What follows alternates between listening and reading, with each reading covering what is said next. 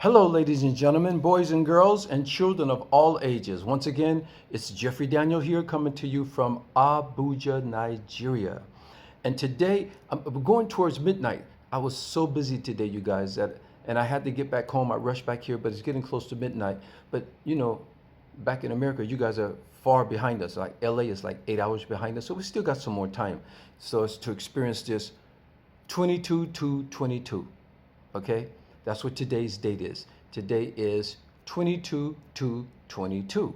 All right, now I didn't have too much to go through tonight, but there's just a couple of things that I want to share with you guys, so I'm not going to be too long. And first, let me get in my disclaimers. Anything I say and stand for is not meant to be racist against any group of people, any individual, or any race of people. Okay, I am not a racist, and I only like to bang on subjects and topics. That's what I like to go in on, subjects and topics, you guys. And remember what I always say, sometimes the truth is uncomfortable. The truth has no obligation to be comfortable. It just has to be honest, okay? And I also like to thank all you guys who tuned into my song, Back to the World. If you haven't done it yet, go ahead and check it out. Jeffrey Daniel, Back to the World on YouTube, Spotify, iTunes, whatever the outlets there are. And you can also check out my song, Make Love Great Again, okay? These things are addressing our human condition and the things that we're going through and all that stuff, you guys. So, I think it's a cool message. So anyway, so let's get on with this, you guys. Let's get on with the show. Okay, so here we are again with another symbolic date on our calendar. And that's the Gregorian calendar anyway, but regardless, okay, for the sake of argument, today's date is the 22nd of February 2022. So it's 2222, which is known as symmetrical or a palindrome, which means the numbers can be read the same way forwards and backwards. That's a palindrome. And to make matters worse, get this, y'all, since today was Tuesday, they had to dub it as Tuesday. One Tuesday. You guys, if we as a species get any more cornier than that, I'll welcome Armageddon any day. All right. But actually, it's really fun to be silly sometimes and, break the monotony and just get our minds off of all the dismal news that's inundating our media. In fact, I like that palindrome, 22 to 22. And it's also an ambigram, which means it can be read upside down and right side up. That's called an ambigram. So you learn two words today, okay, you guys? A palindrome and an ambigram. How often we won't be able to use that until another 1,000 years. So, but at least you guys can jot that in your in your book, in your memory book. And maybe when we get to heaven, another 1,000 years later, you can say, oh yeah, you guys, yeah, this is an ambigram and a palindrome. Okay, anyway, all right.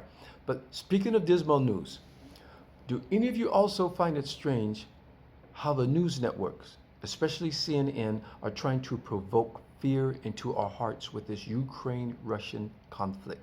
After all, they have to realize how frayed people's nerves are just making it through this pandemic that's been plaguing us, going on its third year now. And on top of all the vaccine and booster protests and debates going on, along with soaring living costs as a result of the pandemic.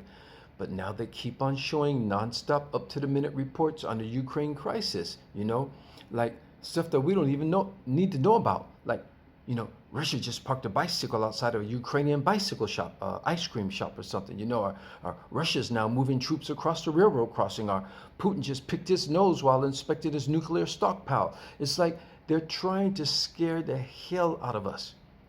And we don't even live in Europe, let alone Ukraine. But for those of you who do live in Europe, in our kind of close to that area, I don't even know if you guys are that even bothered with it, because the people in the Ukraine weren't even bothered about it. Well, maybe not up until the last day or so, because it's getting closer and closer. But if you look back on the history of Russia and how it was developed, these people are natural war mongers.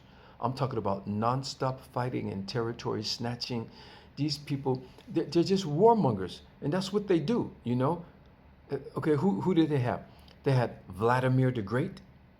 Then they had Alexander Nevsky, whose son Daniel Nevsky established Moscow, and then they turned Russia into a state. Then they had Ivan the Terrible, who not only ushered in a reign of terror, but he beat his own son to death with the royal specter. Imagine that. Ivan the Terrible, the leader of Russia, beating his own son, who would have been the prince, to death with a specter, the royal specter. And I thought I had it bad with my mother whooping me with an ironing cord.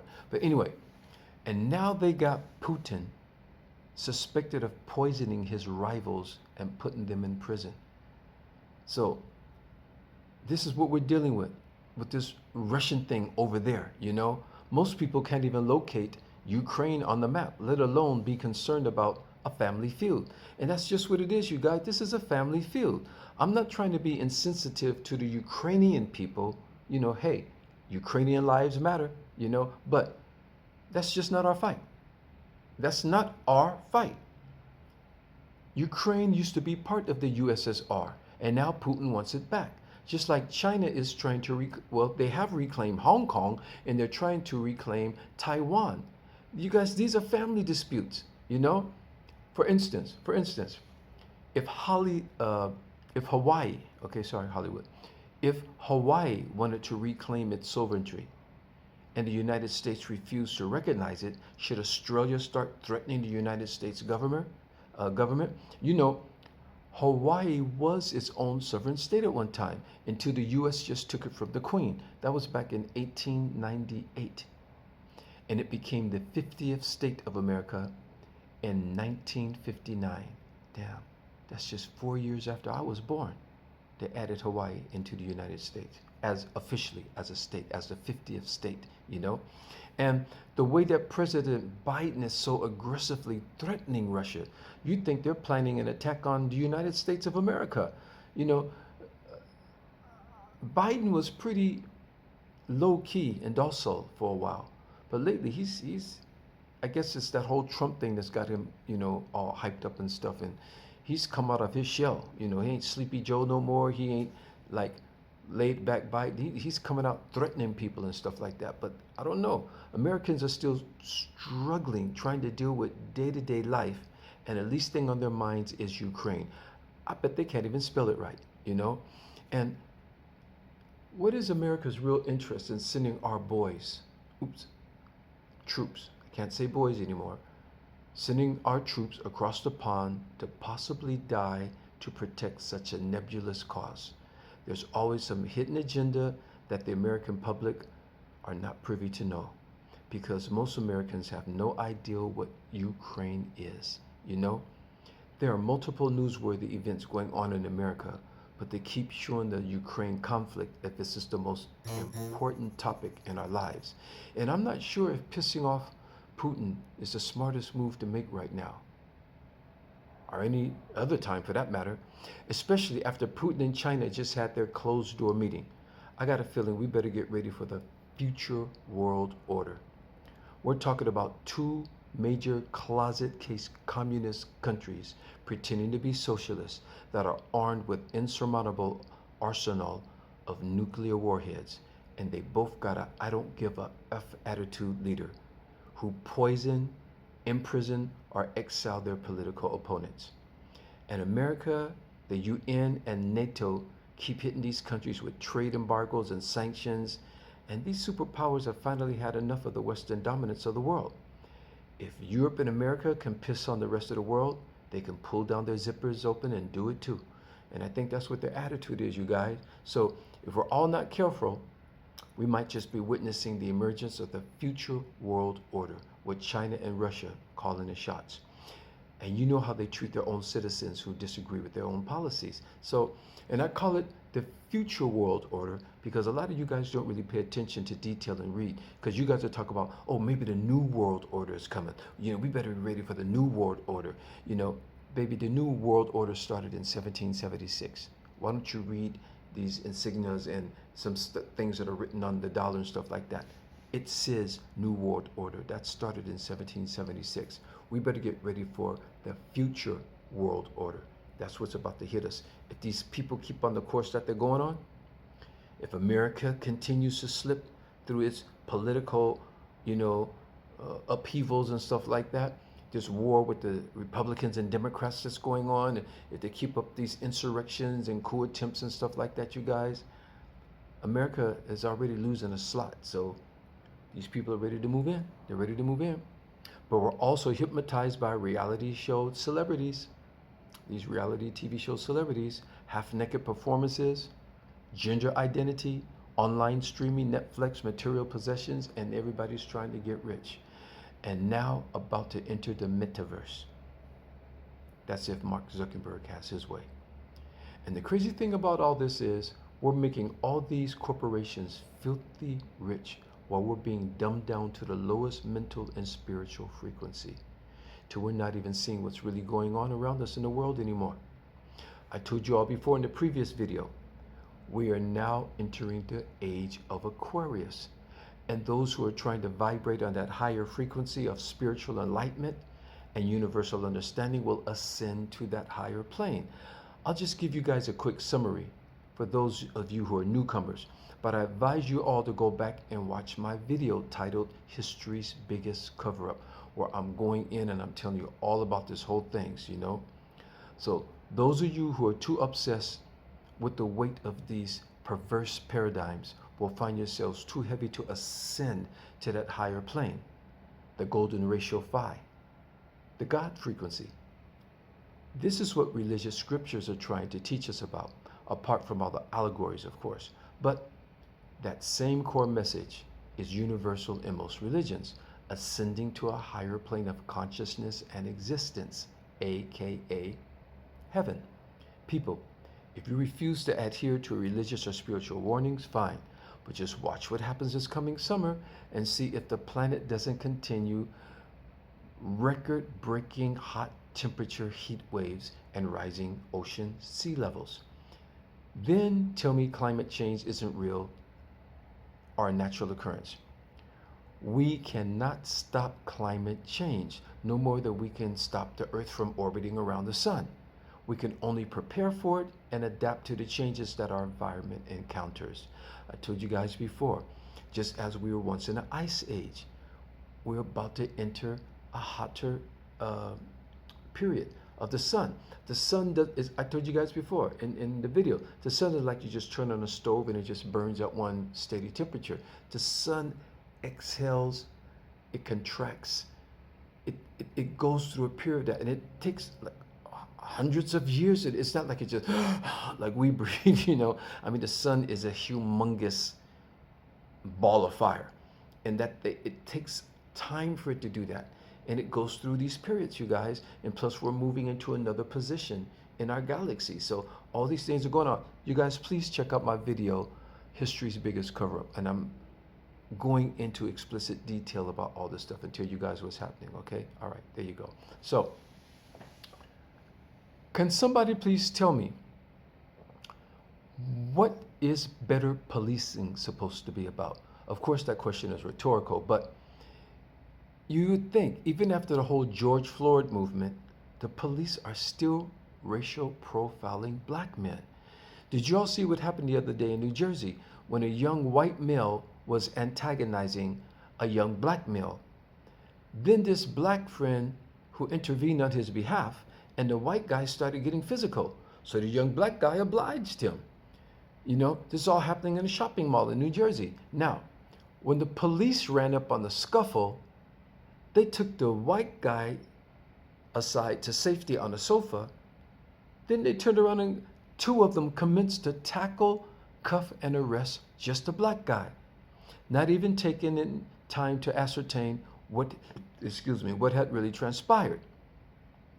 He was guilty by color in their eyes. But it's all caught on film, and you can clearly see who initiated the fight. Now, I'm not trying to turn this into, you know, the black guy, white guy thing like that. You know, I don't, but it's just what happened, you guys. But it's so sad that the police just showed up, and they can only see that the black guy was involved. So it's like, if there's a white guy and a black guy, let's go for the black guy, because it must be the black guy's fault. he must be the black guy. But you can look on the video. It's on YouTube. It's on social media. You can look and see who put the finger in the face first and who threw the first punch. It was the white guy, you know. And the bystanders gave reports that it was the white guy who started the whole thing, you know. So, you know, can't we all just get along, you know? Anyway, so as I said before, they need to place more of the same race police officers in the areas where the same race lives. Of course, not all have to be the same race as their own jurisdiction, but the majority should be. That should surely stop racial profiling. And all these decades old incidents are not isolated. It's clearly systematic and part of their policy. Police do not need better policing. Do you realize the rigorous training police have to go through? They don't just sign up and get a badge and grab a uniform. They have to do all sorts of training and exercises.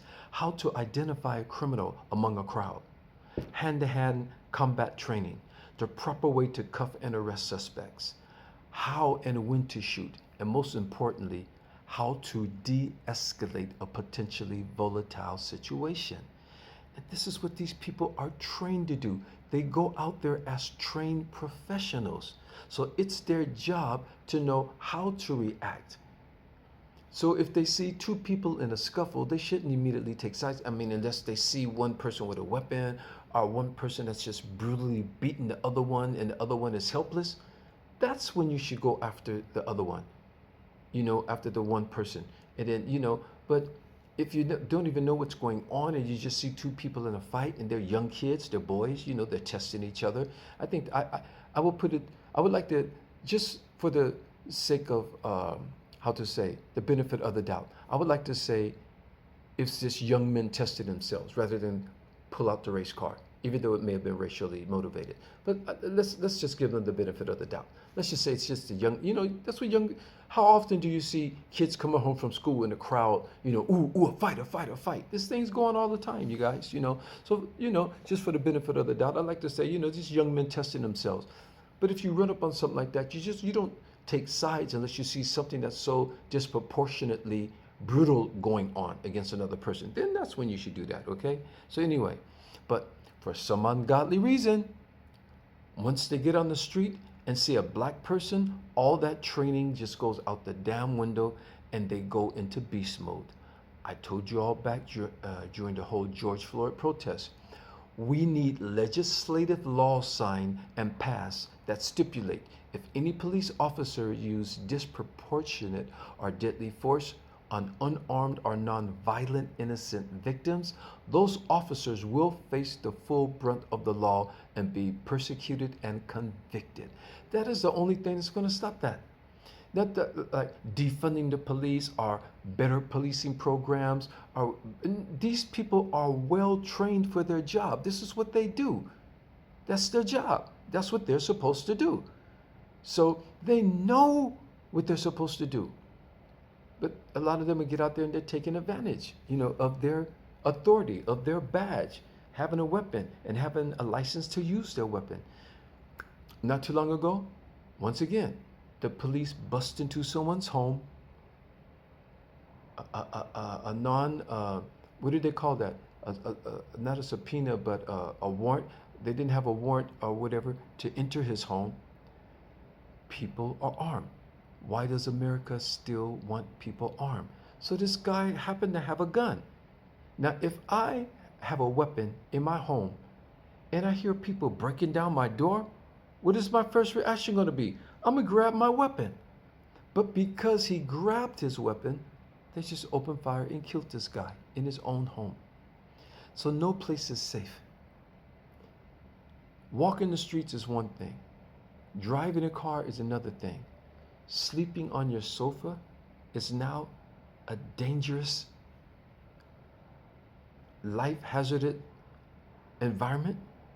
That's deep, you guys. America, I don't know about America, you guys. It's the only place in the world these things really happen. Not saying other countries don't, you know, but it's just not nothing compared to the way it's going on in America. You know, no other country can compare it. America is It's the number one gun violence country in the world, unless you're talking about some terrorist countries, like Afghanistan or something like that. I don't know, the things that they're going on over there, but America is supposed to be a democracy. It's supposed to be going around preaching, human rights to other countries and stuff like that. But yet look what's going on in America with the police force. The people who are there to protect and to serve us. And this is what they're doing to us. But you guys, that will be the only solution until all the senseless police brutality and killing of innocent black citizens. That's the only solution. Legislative laws pass to let these guys know, you cross that line, boom, you're going down. It's none of that trying to prove our crocodile tears. I mean, they let that lady off lightly who broke down into the guy's apartment and killed him because she cried crocodile tears.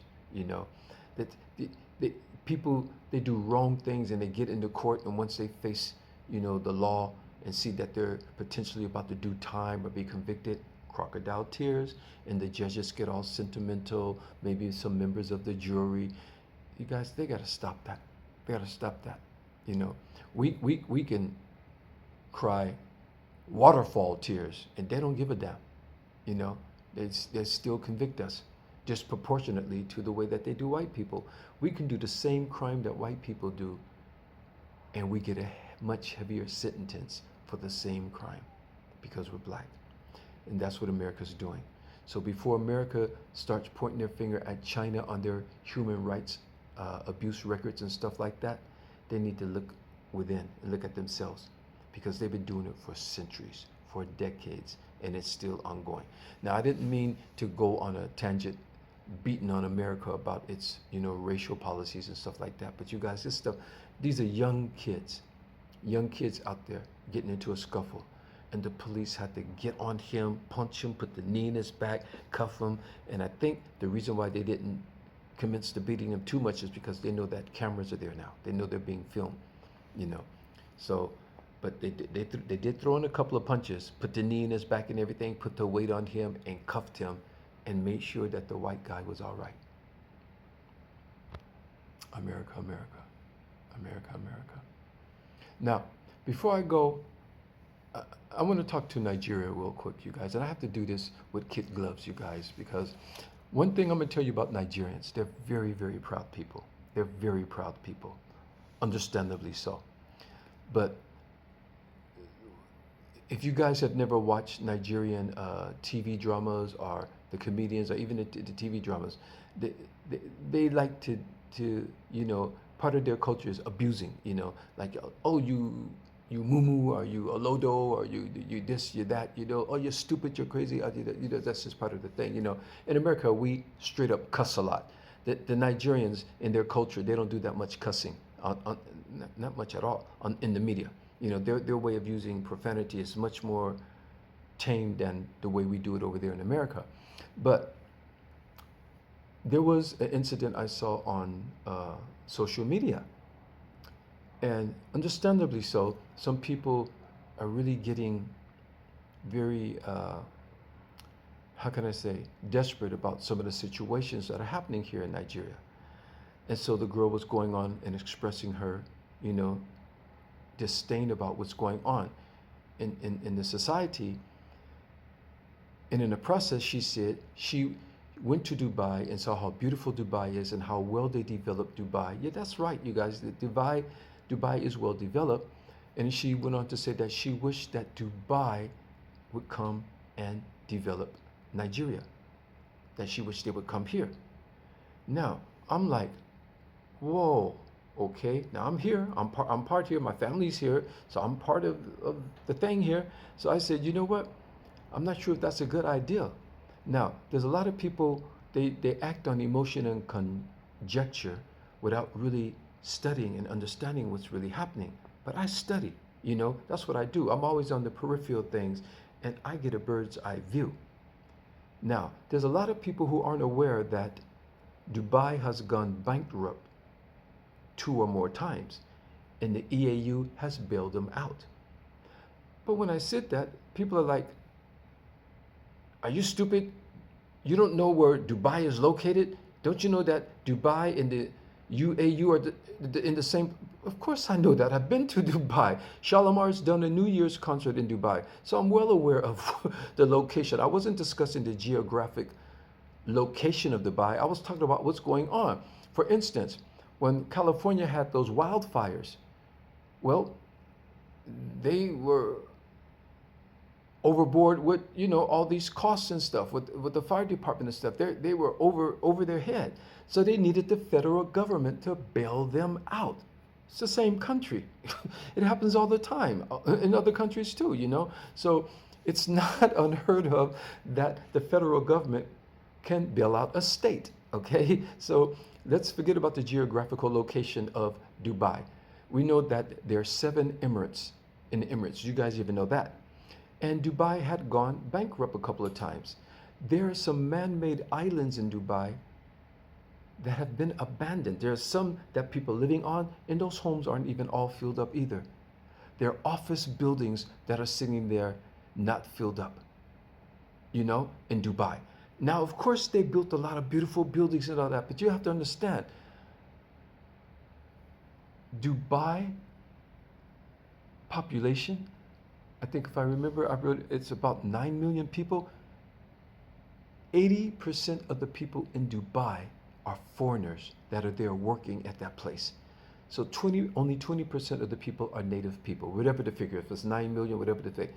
Do you know that there's far more people, there's about 15 million people living in Lagos? There are people living up there in, is it Kano or Kaduna, that outpopulate. Nigeria is 200 million people. And you're talking about because somebody took a swath of land that is even smaller than Lagos and developed that into all these, it's huge shopping malls, buildings and all that. But beautiful buildings and malls don't make a country, So, and we have more to function with here than just, so if they were to come here and rebuild Nigeria, which is far much bigger than Dubai, then one more thing I want to let you guys know about, and I know some of you have probably seen this on documentaries and stuff, the workers that are there, because it's not the Dubai people doing the work. They may have oversaw the work and be the supervisors, but it's the people they bring in from India, from the Philippines, from China or whatever. These are the people doing the work. They confiscate some of these people's passports. They have a lot of people living on top of them in a small living quarters and squalid conditions. These people are complaining. One man was being so overworked that he developed back pains. So he had his wife send him some pain medicine from India. When that medicine landed in Dubai, the Dubai people arrested that man because they said that that particular drug was illegal in Dubai. And these people don't read Arab. That guy had no idea that that particular painkiller was illegal in Dubai. And he tried to explain to these people. So he's going from being overworked to the point that he's got suffering from pains. And now he's being arrested because he ordered some pain medicine that he couldn't afford in Dubai, so he had his wife mail it to him. This is the stuff these guys are going through. And there are other stories like that, you guys. The Arabs are still holding Africans prisoner and slaves in some of the Middle Eastern countries. In Libya, in the Saudi Arabia, in these places, they're still mistreating Africans. And you want these people to come here now and develop? And because I stated these facts and stuff, I was called names, this and that, and movements, and that's okay, you guys, because I don't mind it. I'm built with a hard outer shell, because for me to get on the social media, I'm putting myself in the trenches. So I'm prepared to be in the trenches. But at least if I say something that you don't agree with, which is fine if you don't agree. Everybody can't agree with the same thing. But if you don't agree with what I have to say, at least why don't you refute with a counter solution? Just insulting people and calling them names, it proves what? It produces what? You know? But if you want to correct me, I'm fine with that. If you want to criticize me, I'm good with that. We're good to go. But, you know, to call people names and to get like that and stuff, I don't know. You know, so I just said, you guys, if you want to go on social media, which is an open forum, it's meant for people to engage with each other. Get on there and let's engage with each other. Let's talk it out. We might not agree with everything. We might not see eye to eye on certain things. But let's talk it out, you guys. Let's talk it out. Let's be civil with each other, you know? We don't have to get into name calling and stuff like that, you know? And so, and that happens everywhere. You know, just one person have really gotten heated up with me in America, you know, when we're talking about the whole transgender thing, you know, and they're trying to accuse me of being homophobic and stuff like that because I don't want to accept a man as being a woman because I revere and love the woman too much that I cannot look at a man who now considers himself a woman and call that man a woman. If they want to do that, that's their business. I am not anti-gay. I'm not anti-anybody. But I have daughters, you know, they're female. I've had, you know, I've been married to the most beautiful women. And I'm going to tell you guys something. It's not my opinion. It's biology. A woman has two X chromosomes, a man has an X and a Y chromosome. If you can somehow swap those chromosomes and change that, then hey, maybe we can talk, okay? But until then, if you got two X chromosomes, you're a woman. If you're born with an X and a Y chromosome, you're a man. Whatever psychologically you like to consider yourself, I ain't got nothing to do with it. I'm not saying don't do it. I'm just saying I don't have nothing to do with it, okay? You know, love life and be happy, you guys. That's all I'm saying, you know. And so I know these are kind of contentious subjects. We're not supposed to talk about it. We're not, but you know, come on. We're supposed to talk about anything. You know, we all have the freedom of speech and we all have opinions. We all have perspective. I'm not attacking anybody. And as long as I'm not being belligerent and disrespectful with anyone, I feel that we should all have a voice. You know, we only have this life that we're living here together and we're trying to get along with each other. So sometimes toes will be stepped on and things like that, you know, of that nature. But anyway, let me close this out, you guys. I hope you guys are enjoying yourselves as we see that the Omicron, even though it's spreading like wildfire, but the severity of it is very, very weak. And it's not putting a lot of people in the hospitals or causing a lot of deaths as the earlier variants were doing. And it seems as though this might be the end of the pandemic, you guys. Let's keep our fingers crossed, our eyes crossed, our toes and our noses crossed, okay? So you guys, anyway, I just want to say to everybody, spread the love, make love great again. I want you guys to go back to the world. These are all my song titles, you guys. What else can you ask for, okay? And take care of yourselves, take care of your loved ones. I love you all. Peace. See you next time.